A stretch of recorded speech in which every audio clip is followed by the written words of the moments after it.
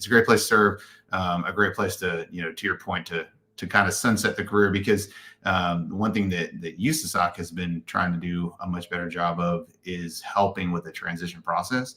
And so, the Army Special Operations Command actually has complementary transition programs. I think at just about every unit at this point.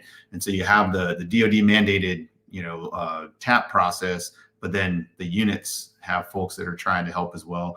Because I think, and you and I have talked a little bit about this in the past, but that personalized transition thing is a huge deal, right? To be able to really have somebody help you try and figure out, what's your purpose, what's going to get you out of bed every morning and keep you wanting to have that drive going once you take the uniform off.